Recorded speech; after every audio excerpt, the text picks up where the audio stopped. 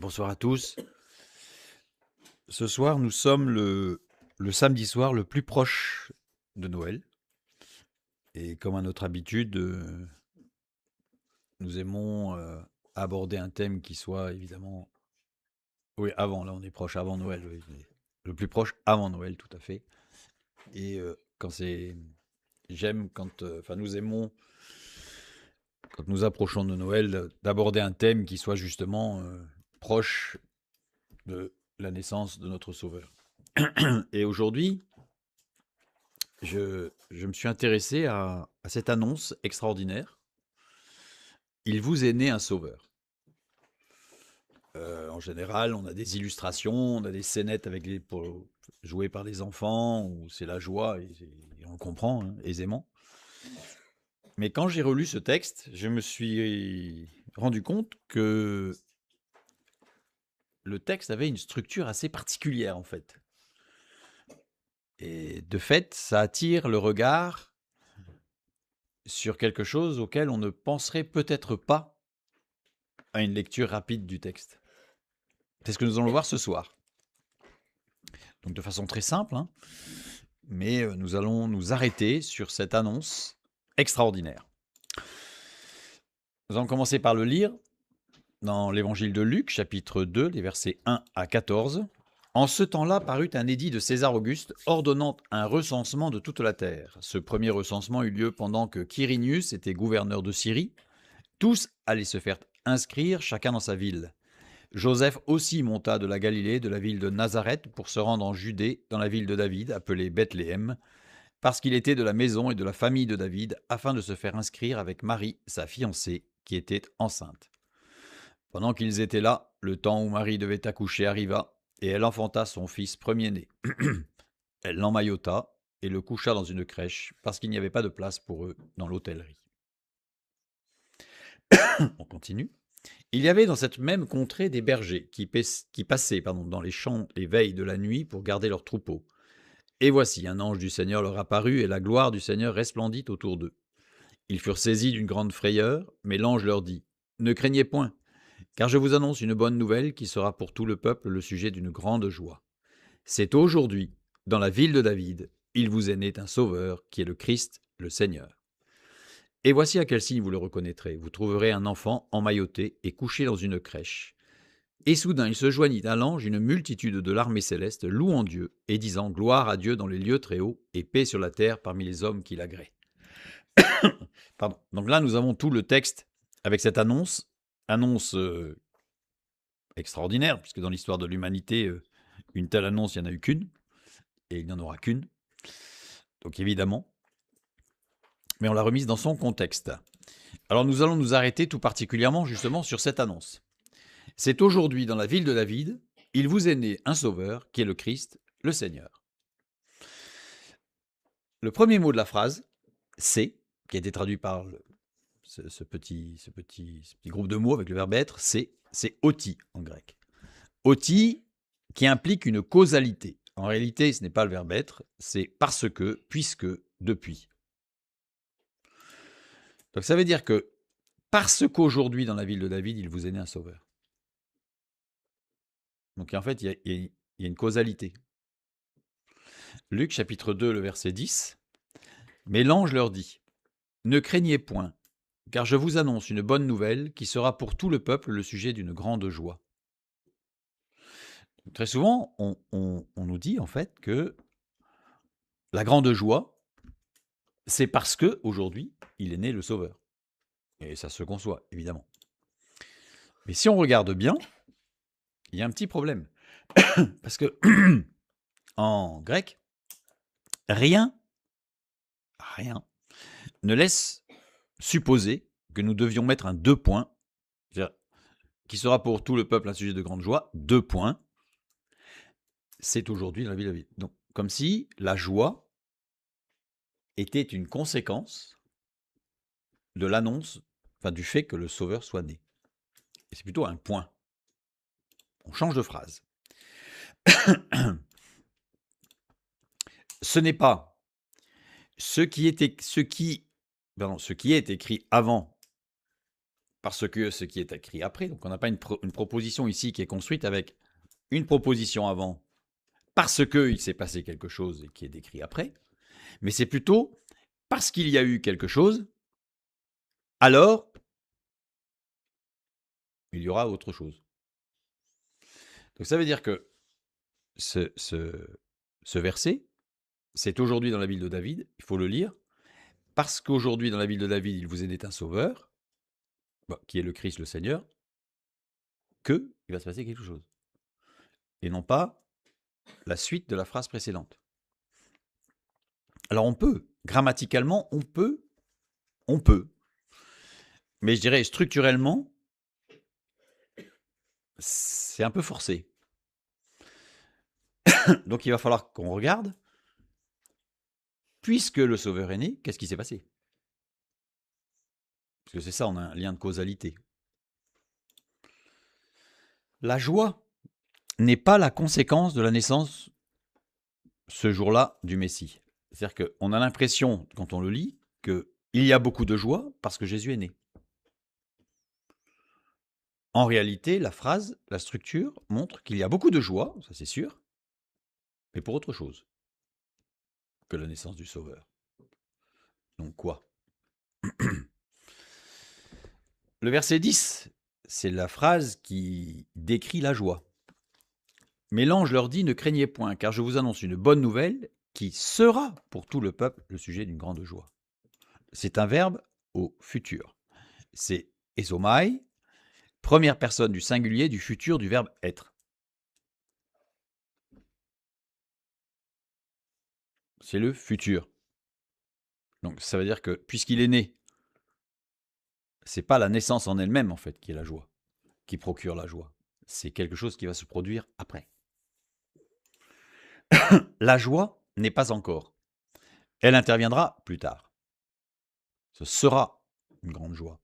Donc c'est pas la naissance en elle-même qui est la joie, qui procure la joie, qui est à l'origine de cette joie immense. Ce qui est écrit avant traite de ne plus avoir de crainte. C'est-à-dire que dans cette phrase, au verset 10, la joie ne vient pas du fait que Jésus soit né, mais de cette annonce de Dieu qui nous dit « N'ayez pas peur ». Il y a une promesse. C'est la promesse de Dieu qui procure la joie, avant même sa réalisation.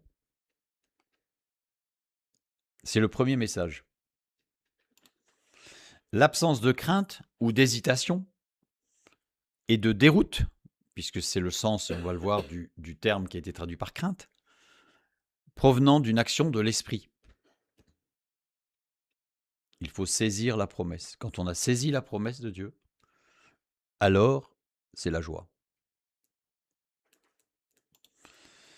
Et justement, le verbe craindre ici, phobéo, on y voit la racine de phobie d'ailleurs, c'est littéralement mettre en fuite, en déroute.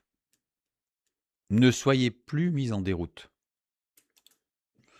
Craindre, hésiter, par peur de mal faire. N'hésitez plus. Conjugal à voix moyenne ou passive déponente. La voix moyenne ou passive déponente, c'est-à-dire que le sujet apparaît actif comme étant l'acteur principal de l'action, alors qu'en réalité, il est mu de l'intérieur par un tiers. Et dans la parole de Dieu, ce tiers, c'est le Saint-Esprit. Donc, la première parole par rapport à la venue de Jésus, ce n'est pas de se réjouir de sa naissance, même si c'est un sujet de joie, mais c'est de se réjouir du fait que nous n'ayons plus à hésiter, que nous ne sommes plus en déroute, parce que Dieu a donné une promesse, et que cette promesse, elle est certaine. On est dans une dimension qui est nettement plus profonde que le fait, je le répète, la naissance de Jésus évidemment est un événement extraordinaire dans l'histoire de l'humanité, dans l'histoire du monde, du cosmos, de la création. D'ailleurs, il est dit dans la parole que c'est la plus belle des œuvres de Dieu, l'incarnation du Fils de Dieu. Donc ça veut dire qu'on est vraiment sur quelque chose d'extraordinaire, ça c'est sûr. Unique. Mais le texte qui nous parle de la joie, c'est de saisir la promesse de Dieu que nous ne sommes plus en déroute, que nous n'avons pas à craindre, et que si on la saisit par le Saint-Esprit, c'est le Saint-Esprit qui va nous procurer cette paix et cette joie. Le ne point ici, c'est intéressant, puisque c'est mais. Mais c'est une négation relative.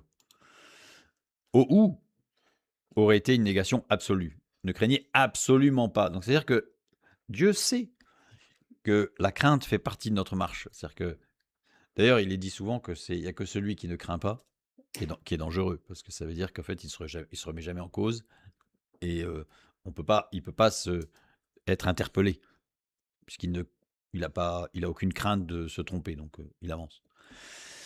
Là, c'est une négation relative qui indique, en grec, un manque de volonté, de réflexion, d'investissement personnel. Ça veut dire que Dieu nous connaît, et on n'est pas toujours au top du top.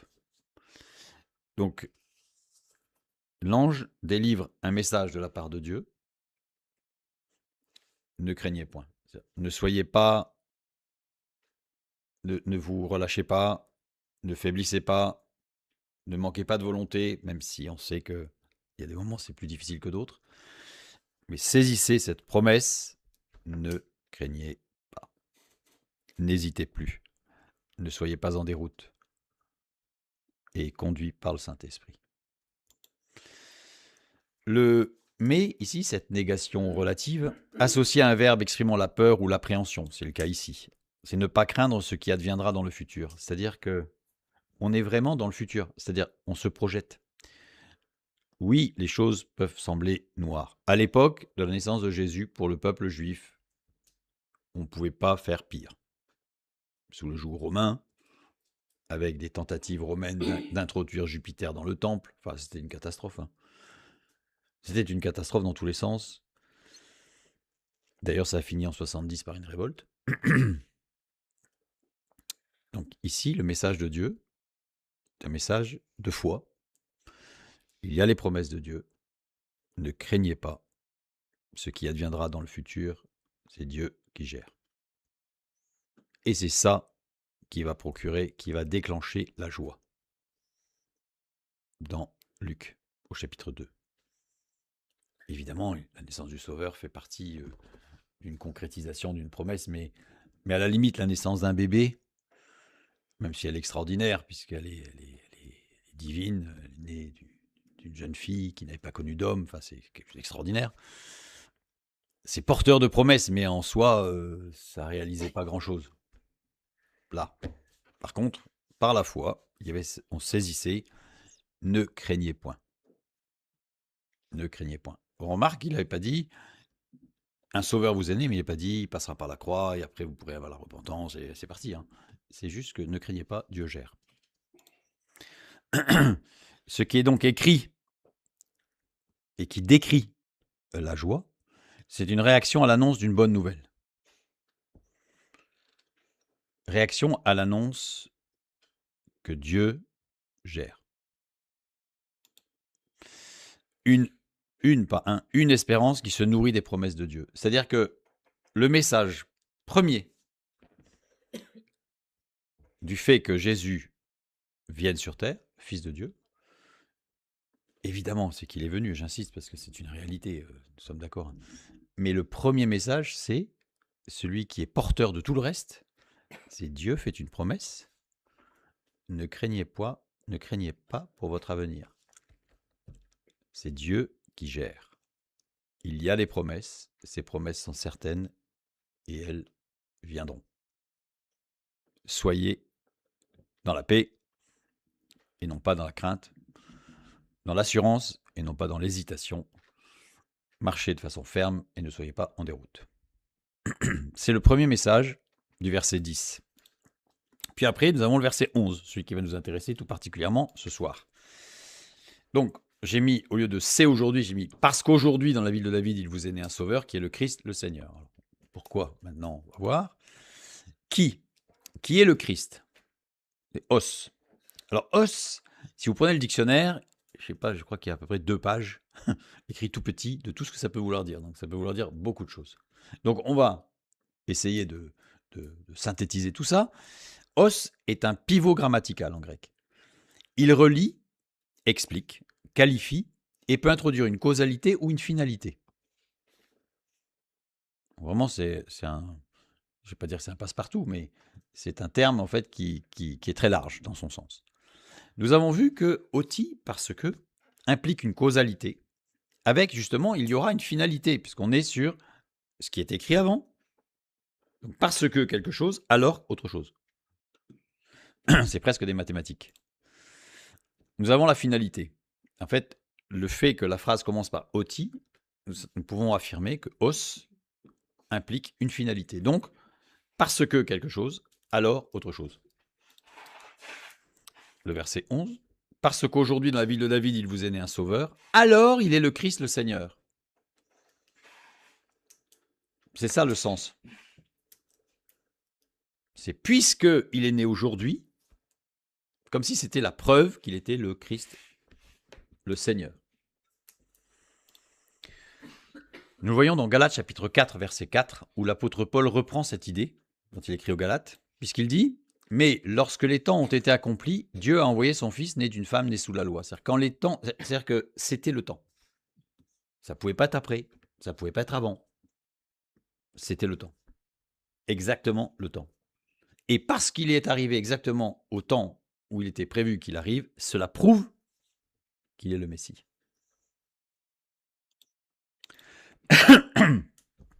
Pardon. Pourquoi le Fils de Dieu ne pouvait-il pas venir beaucoup plus tardivement? Alors évidemment, on fait écho à cette question au peuple juif d'aujourd'hui qui attend encore le Messie. Hein. Mais pourquoi est-ce qu'il ne pouvait pas arriver après? Alors, il y a plusieurs réponses. Mais on va en prendre une qui me semble évidente. Totalement évidente. Et je dirais suffisante en elle-même. En 70, un événement va bouleverser l'histoire d'Israël.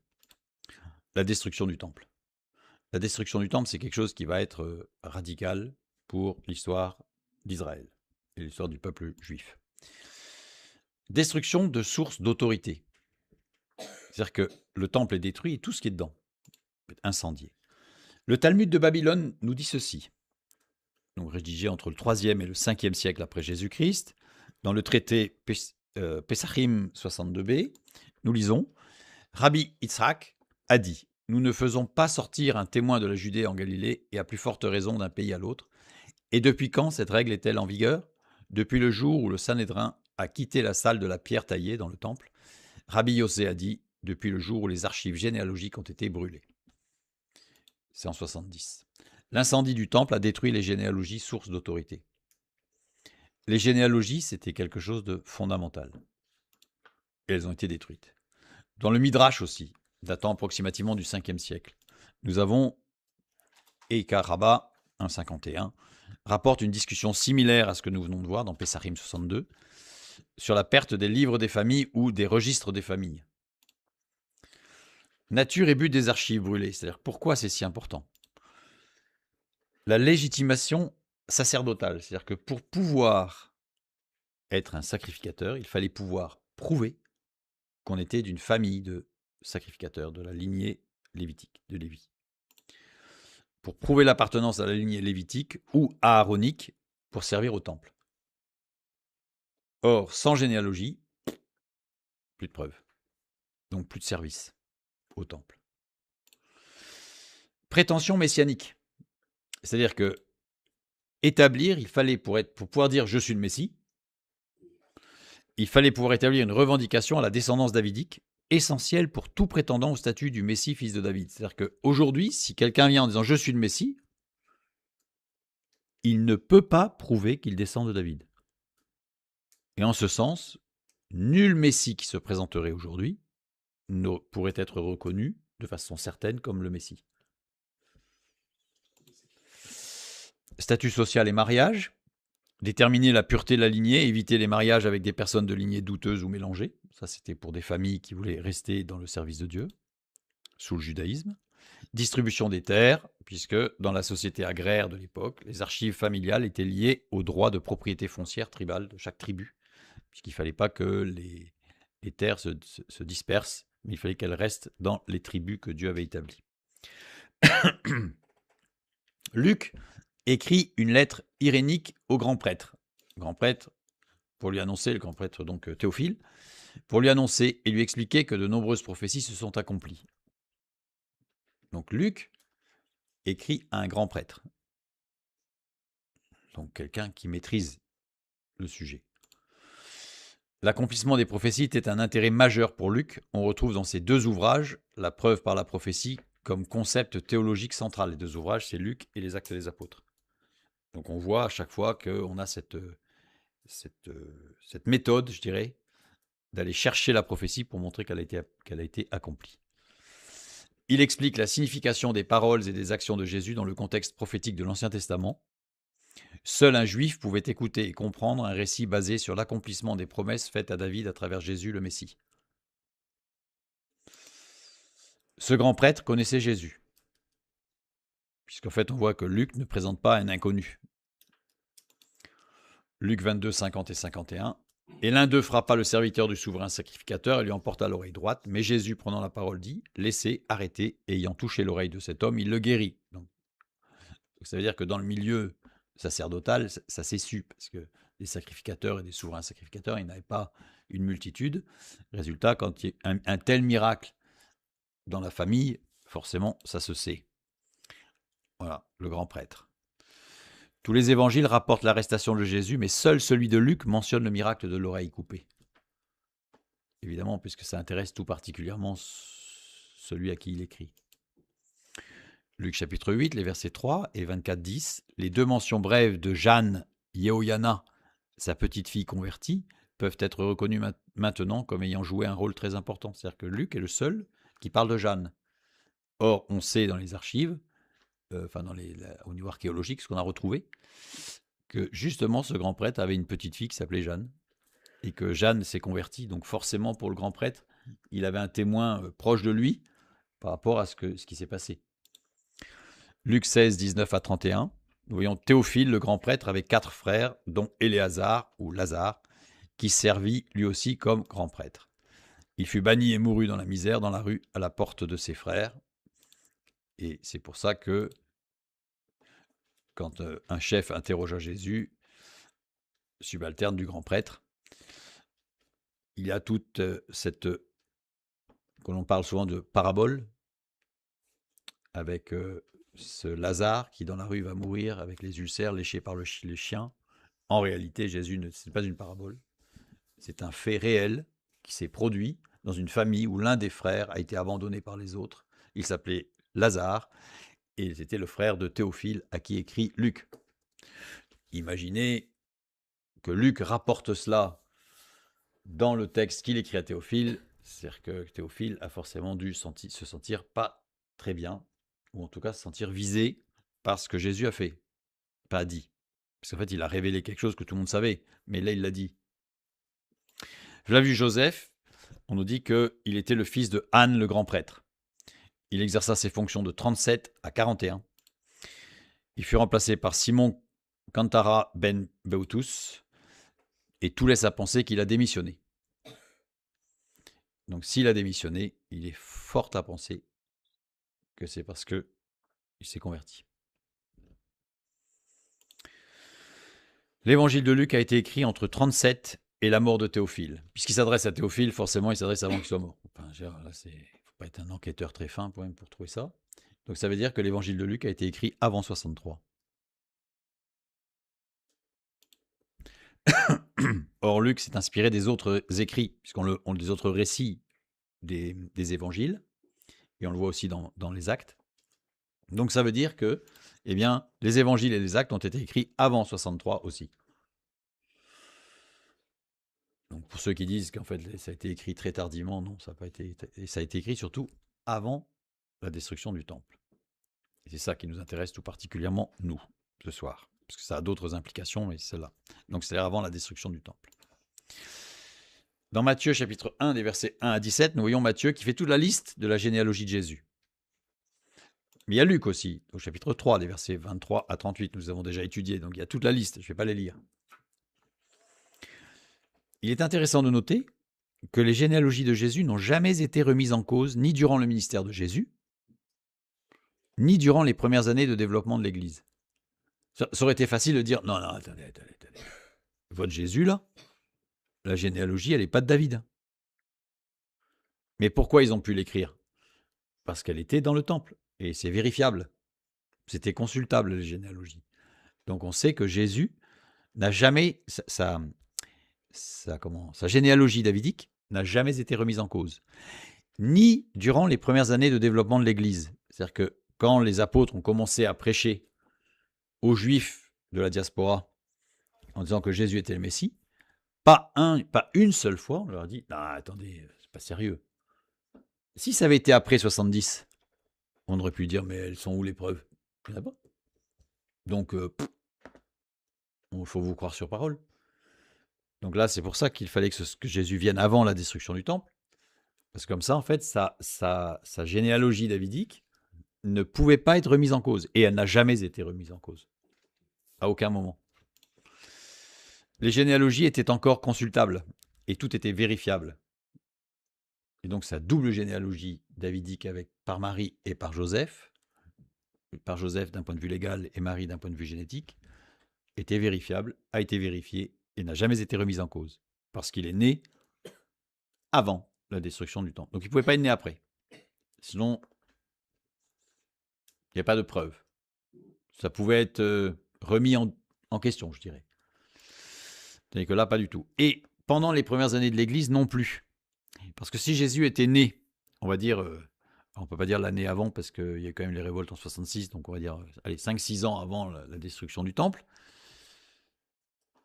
Après, pendant l'essor de l'Église, les naissances de l'Église, plusieurs auraient pu dire, ouais, non, mais attendez, là, il n'y a plus de preuves, quoi. Alors que là, il y a eu suffisamment de temps pour que les plusieurs dizaines d'années de témoignages de l'Église aient pu être confirmés par les généalogies. Donc il fallait bien que Jésus naisse non seulement avant, mais suffisamment avant pour que l'Église puisse se construire sur des éléments qui soient tangibles et vérifiables par les Juifs, parce que c'était fondamental. Nous avons vu que cette destruction du temple, en fait, et qu'il fallait, les généalogies, il fallait la légitimation sacerdotale. Alors Jésus est notre grand souverain sacrificateur, et il fallait, par rapport à des prétentions messianiques, qu'il prouve qu'il soit descendant de David, ce qui a été fait. Donc, Jésus devait naître plusieurs années avant la destruction du temple pour que sa lignée messianique ne soit pas remise en cause durant son ministère, ni durant les premières années de croissance de l'Église. Donc, c'est un élément, je dirais, incontournable.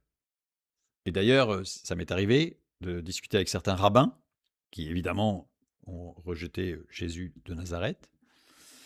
Et quand je leur ai posé cet argument, en fait, il n'y en avait pas.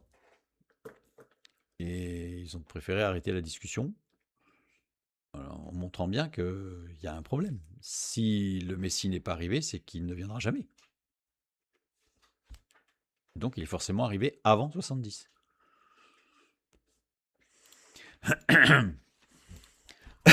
Pardon.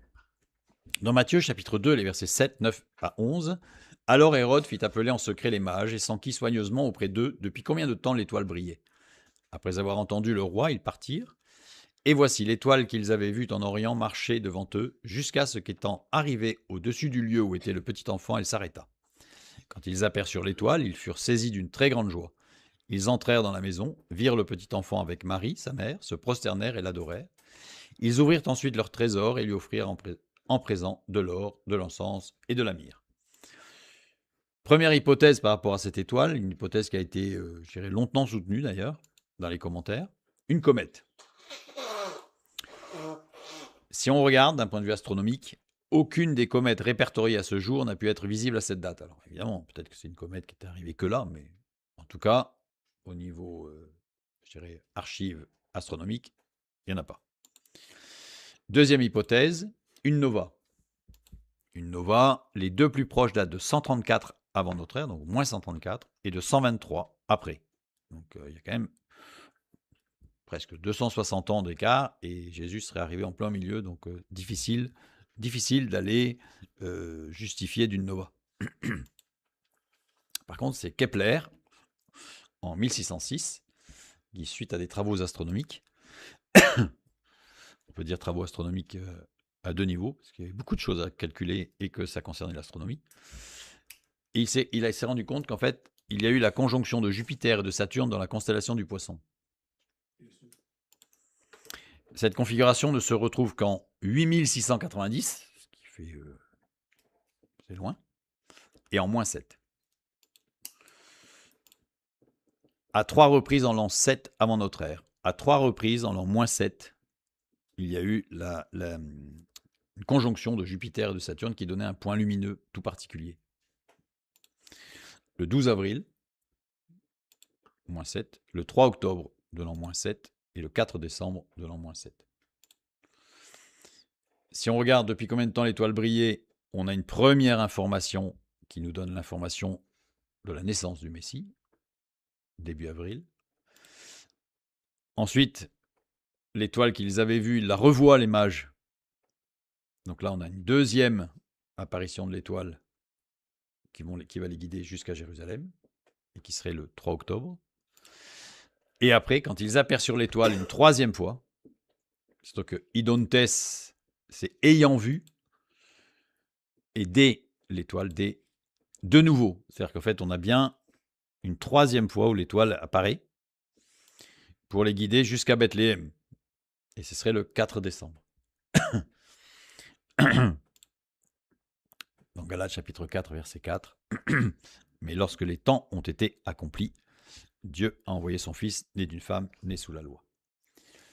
Donc là, par rapport aux travaux de Kepler, etc., je vous renvoie vers notre partage biblique sur les mages, pour voir exactement ce qu'il en était, pourquoi ces dates, pourquoi du 12 avril au 3 octobre, puis du 3 octobre au 4 décembre, pourquoi, tout ça c'est vu. Je reviens à notre verset 11 du chapitre 2 de l'évangile. Parce qu'aujourd'hui dans la ville de David, il vous est né un sauveur, alors il est le Christ, le Seigneur. Christ. Le terme Christ ici, Christos, dérive du verbe cryo. Cryo qui veut dire oindre. Christos, celui qui est oint par Dieu, le Christ.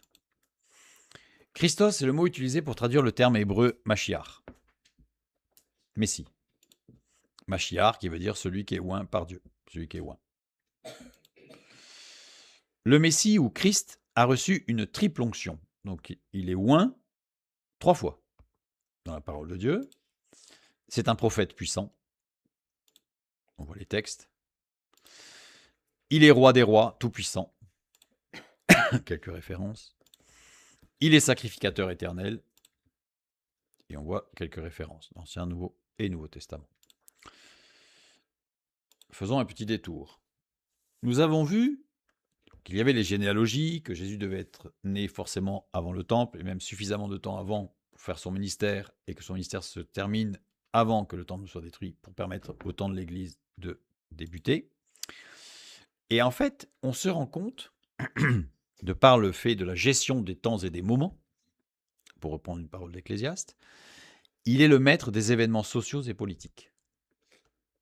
C'est-à-dire qu'il fallait qu'il vienne avant la révolte, avant 70, avant qu'il y ait la guerre, avec une destruction massive. Donc Dieu a géré tous les événements sociaux et politiques en tant que maître absolu pour gérer les temps et les moments.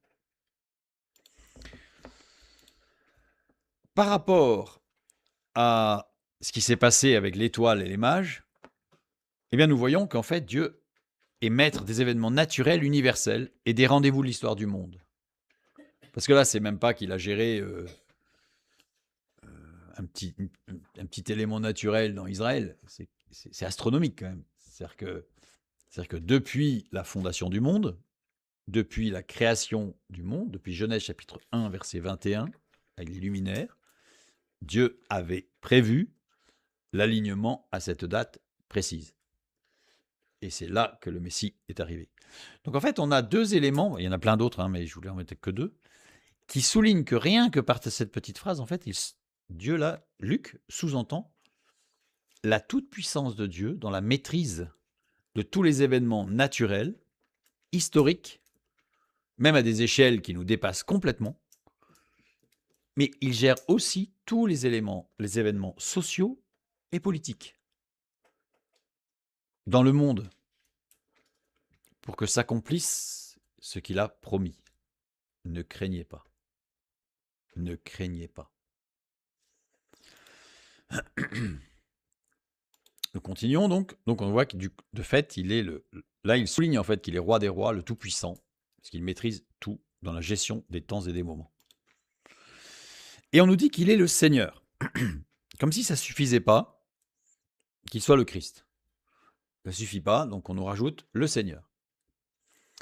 Kurios. Kurios, titre d'honneur exprimant respect et révérence par lequel des serviteurs saluent leur maître. Ça c'est logique. Mais là, il y a quelque chose de particulier. Avec un emploi particulier dans le texte biblique. Très particulier. On va faire un petit détour. Alors ça, c'est... tout à l'heure, on avait un petit clin d'œil, je dirais, gentil lancé aux Juifs. Bon, là, on va avoir un petit clin d'œil gentil lancé aux témoins de Jéhovah par rapport à la seigneurie et à la divinité du Christ. Marc, chapitre 11, verset 9. Ceux qui précédaient et ceux qui suivaient Jésus criaient « Hosanna, béni soit celui qui vient au nom du Seigneur ». Kurios. Sauf que c'est une citation du psaume 118, du verset 26. Béni soit celui qui vient au nom de l'Éternel.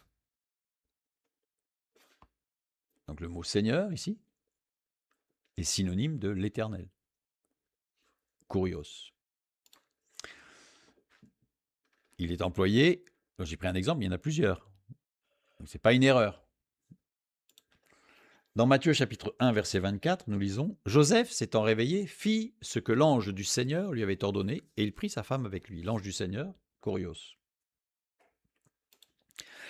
L'ange du Seigneur, Oagelos Kurio, c'est une phraséologie, c'est-à-dire une construction, bien établie dans la Septante pour désigner le tétragramme. C'est-à-dire que dans la Septante, qui n'est pas, je le répète, forcément une traduction de référence, mais ce sont quand même des juifs hellénistes qui ont traduit, et quand ça concerne le tétragramme, on ne fait pas n'importe quoi. Quand ça concerne le tétragramme, c'est très très sérieux. Vous savez, quand ils recopiaient le texte, dès que le tétragramme apparaissait, la plume était cassée et jetée. Hein. Et on en changeait. Parce qu'on ne pouvait pas écrire autre chose que le nom de Dieu avec une plume. Pour montrer que le tétragramme, c'était quelque chose de très très important. Donc ici, on a une phraséologie très très particulière qui reprend le tétragramme, Yod et Vav et. Il est à noter que la Septante remplace le tétragramme, qui est traduit par l'Éternel, par Kurios, partout. Mais dans ce cas, quand Kurios remplace le tétragramme, il n'y a pas d'article. Il n'y a pas le Seigneur, mais Seigneur. Alors, ce n'est pas exactement 100% des cas. 96,7% des nominatifs et génitifs de Kurios n'ont pas d'article quand ils reprennent l'Éternel. Et 88,7% des accusatifs et des datifs. Enfin, ça fait beaucoup quand même. Et ceci, ce n'est pas sur une cinquantaine. Hein. On est sur à peu près 10 000 emplois. Donc 96,7% sur 10 000 cas, ça fait quand même une belle statistique. La perte de l'équivalence entre Kurios et le tétragramme est liée à l'influence des traductions latines, et en particulier la Vulgate, où Kurios a été traduit par Dominus. Et du coup, on perd le fait qu'il n'y ait pas d'article. Le latin n'ayant pas d'article, la distinction entre nom propre et titre a été perdue. Puisqu'en latin, il n'y a pas d'article, en fait, ça ne choquait pas qu'il n'y ait pas d'article. Et de fait, on a oublié qu'en grec, il n'y avait pas d'article. Les traductions médiévales en français et en anglais, influencées par la Vulgate, ont adopté des équivalents comme Seigneur ou Lord en anglais, mais ont ajouté des articles définis, le Seigneur, the Lord, ce qui a modifié la perception du terme comme un nom propre divin, et non pas quelque chose qui reprend le tétragramme. Alors c'est dommage, parce que ça enlève énormément de choses. Énormément de choses. Donc ici, en fait, il n'y a pas le. au verset 11, dans le texte original, « Parce qu'aujourd'hui, dans la ville de David, il vous est né un sauveur, alors il est le Christ Seigneur. » Et on reprend le tétragramme. Avec un emploi pour le tétragramme, Yod, E, Vav, E, dans le texte biblique. C'est-à-dire que c'est comme si il était écrit, si je reprends exactement la lexicologie grecque du Nouveau Testament et de l'Ancien Testament au travers de la Septante, c'est comme s'il était écrit « Parce qu'aujourd'hui, dans la ville de David, il vous est né un sauveur, alors il est le Christ, l'Éternel. » Yahvé. La phrase de Luc est construite pour mettre en avant le fait que le Messie est l'Éternel et que sa venue à ce moment-là est précisément l'événement de preuve de son autorité absolue. L'autorité absolue, c'est pas qu'il soit né d'une vierge. Ça, c'est le miracle absolu. Mais l'autorité absolue, c'est qu'il soit venu exactement au bon moment. C'est-à-dire que dans ce brouhaha de l'histoire, où on a l'impression que ce ne sont que des événements qui se succèdent de façon très aléatoire, parce qu'il s'est produit ceci ou parce que quelqu'un a décidé de faire la guerre ou ceci ou cela, eh bien on se rend compte, en réalité, le texte biblique la souligne que non. Non. Ne craignez pas. Ne craignez pas. Parce que c'est Dieu qui gère. Avec un message central, évidemment, c'est-à-dire qu'on a comme une coquille, on a comme un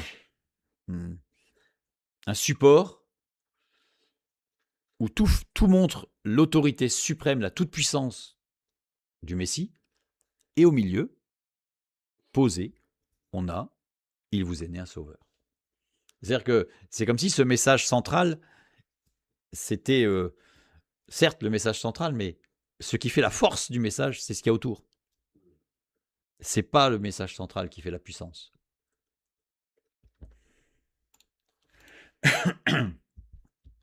Luc 2, 11 toujours, donc. Alors, je reprends ce qu'on a étudié. Hein. Parce qu'aujourd'hui, dans la ville de David, il vous est né un sauveur. Alors, il est le Christ, Seigneur, l'Éternel.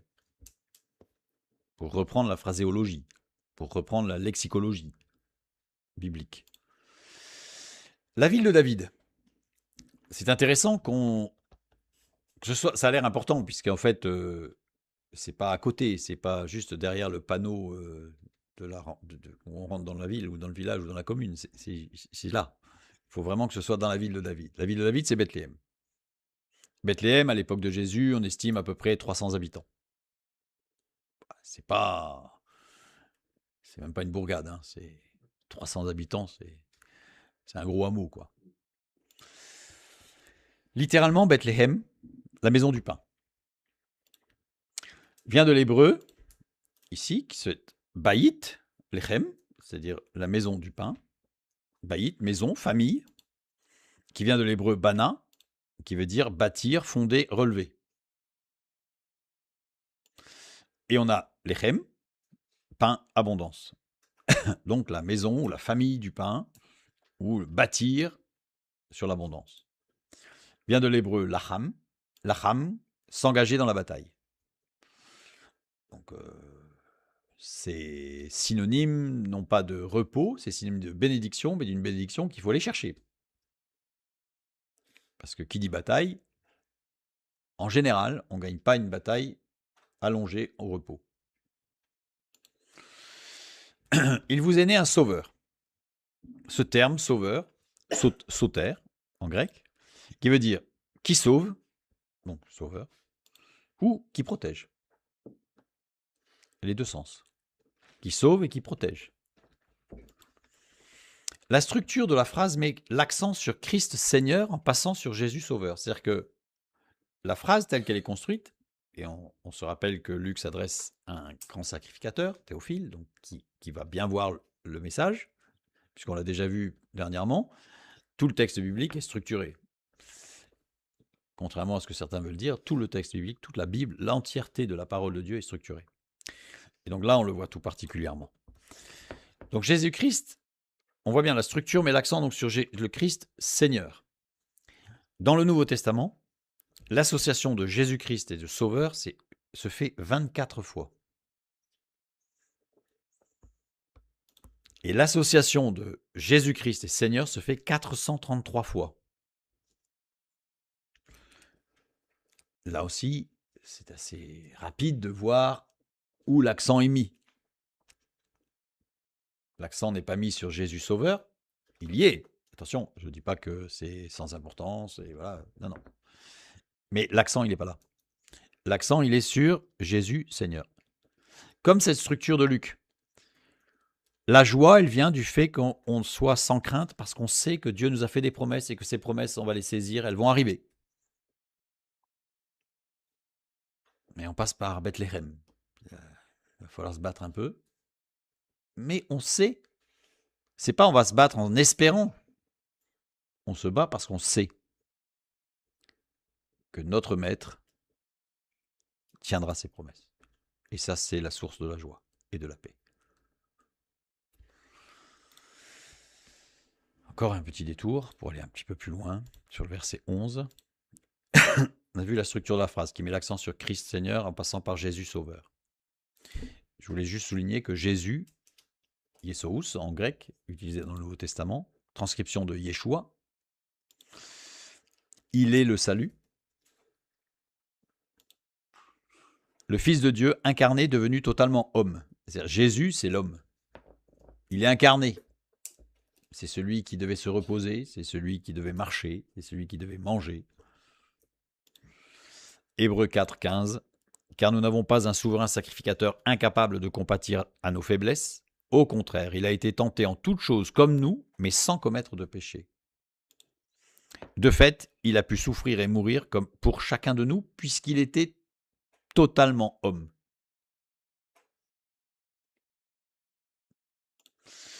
Et de l'autre côté, nous avons Christ. Je l'ai remis là en un seul bloc, puisqu'on l'a déjà vu tout à l'heure, d'accord, qui va dériver de Cryo, loin, qui est Machiar, et qui a une triple onction. Donc prophète, tout-puissant, sacrificateur éternel. Et nous avons Jésus-Christ. Jésus-Christ, Ioseus Christos, qui affirme la double nature du Fils de Dieu incarné, donc qui est totalement homme et parfaitement Dieu, totalement homme en Jésus, parfaitement Dieu en Christ. Jésus-Christ. D'ailleurs, je le dis souvent, mais l'apôtre Paul, dans ses épîtres, ne se trompe jamais. Parfois, il parle de Jésus, parfois, il parle du Christ, parfois, il parle de Jésus-Christ. Mais en fait, à chaque fois, c'est parce qu'il insiste sur la divinité, je dirais l'humanité, ou au contraire, la manifestation de la double nature, le miracle de la double nature. Totalement homme, eh bien là, en fait, c'est toute la part du salut, c'est-à-dire que c'est parce qu'il s'est incarné et qu'il est mort qu'il peut offrir le salut. Et parfaitement Dieu, c'est le Messie, il est tout-puissant. Et on va voir ce que cela implique. Si je prends l'Echem, la maison du pain, Bethléem, la maison du pain, l'Echem, qui, on a vu avec sa racine, qui quand même s'engageait dans la bataille. J'insiste, c'est pas la bataille, c'est pas la guerre, c'est pas le combat, l'Echam. C'est s'engager dans la bataille. C'est-à-dire tenir ferme, y aller. Pourquoi? Parce qu'on n'a pas peur, parce qu'on est sans crainte, on n'hésite pas et on n'est pas mis en déroute. Parce qu'on s'accroche aux promesses de Dieu. En écriture ancienne, le chet central était de he, ici. C'est-à-dire qu'en fait, on va dupliquer. Alors, c'est pas un dagesh, mais je prends une écriture ancienne. Juste pour montrer un petit quelque chose d'intéressant quand même. C'est que si je prends les deux premières lettres, lamed he, ça désigne le fait de donner une direction à sa vie. Et si je prends les deux lettres suivantes, action de s'inquiéter, de s'ingérer, de se donner du mouvement pour faire une chose. C'est-à-dire qu'on va de l'avant, on avance. Alors c'est intéressant parce qu'on se rend compte que la première partie de l'Echem, dans sa construction, je dirais, sémantique, c'est propre à la décision d'accepter le salut offert en Jésus-Christ. C'est-à-dire que c'est propre, on prend une décision. Donc si on prend une décision par rapport au salut, on va donner une direction à sa vie. D'ailleurs, souvent on parle de conversion, demi-tour, changer de direction. Et si je prends les deux dernières lettres, c'est propre à la décision d'accepter de marcher avec Jésus-Christ. En fait, dans l'Echem, on a déjà tout le sens de la vie chrétienne. Avec une prépondérance à la marche par rapport au salut. C'est-à-dire que le salut, c'est bien, c'est indispensable, c'est nécessaire, c'est incontournable, il n'y a pas de problème. Mais la marche, c'est juste 20 fois plus mentionné dans la parole de Dieu que le salut.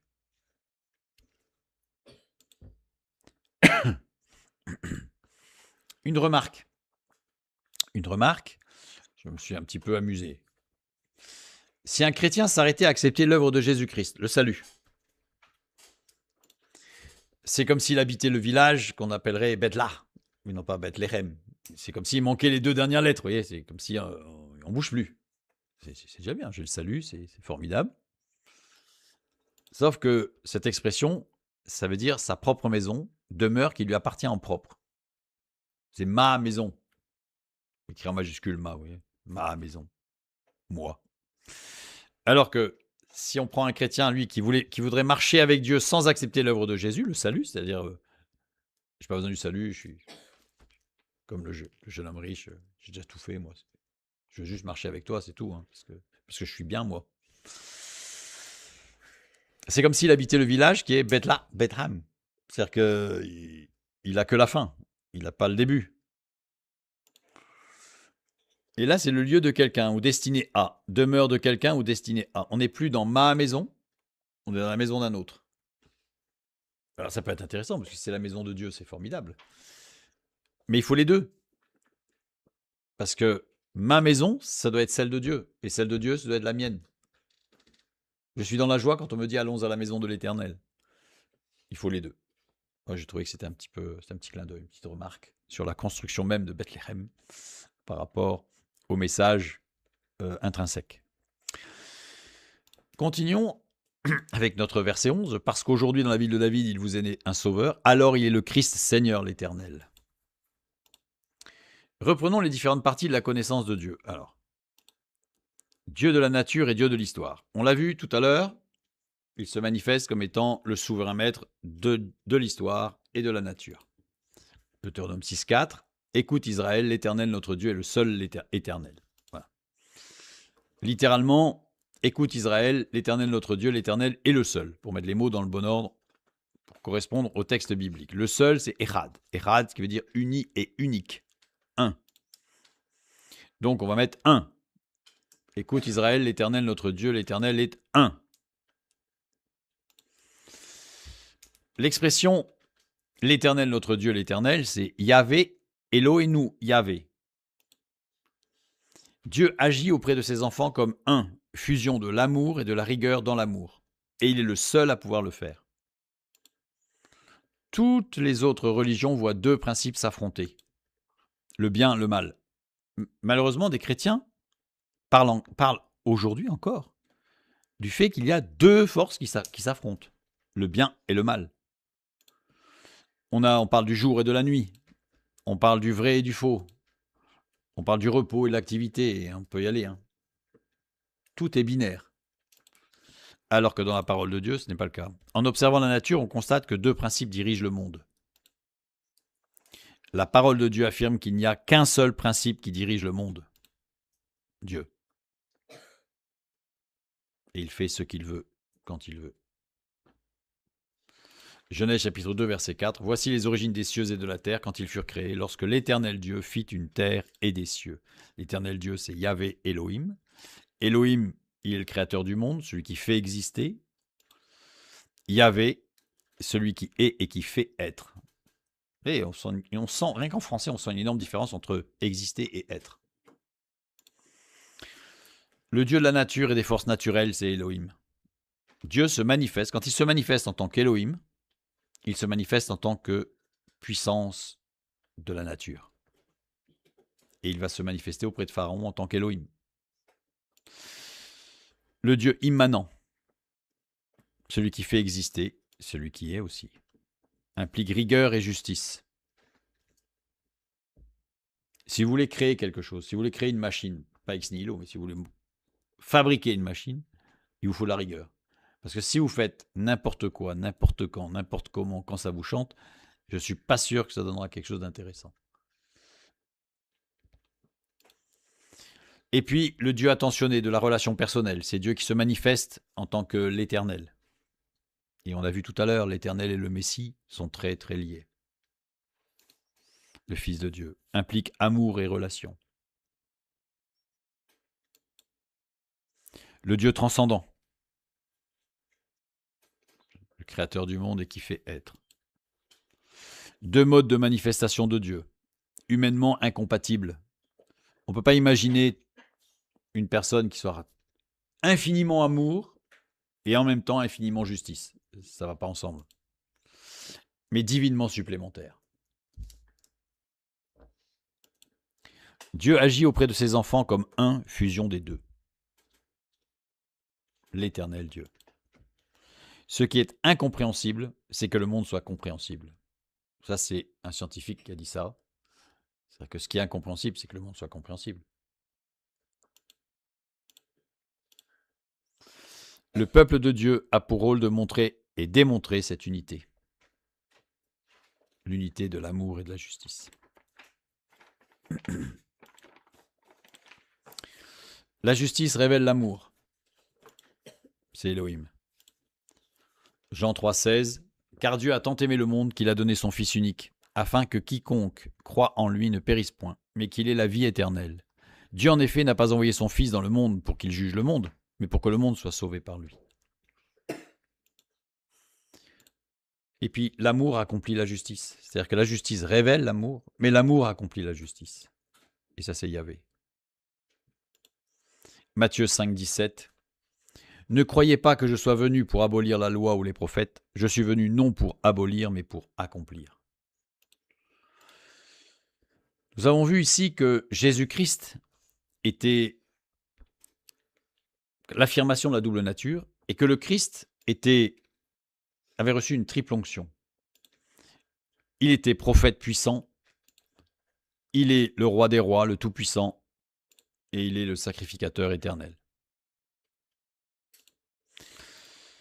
Si je regarde bien Jean 3,16, qu'est-ce que j'y vois? J'y vois la justice de Dieu qui a nécessité l'incarnation et la mort de Jésus. À une dette infinie, il fallait une rançon infinie. L'incarnation, c'est-à-dire la réduction du Fils de Dieu à un homme, donc de se faire pauvre de riche qu'il était, de se faire fini, infini qu'il était, et de mourir. Et de ressusciter, puisque la mort n'a pas de prise, évidemment, sur sa puissance de vie.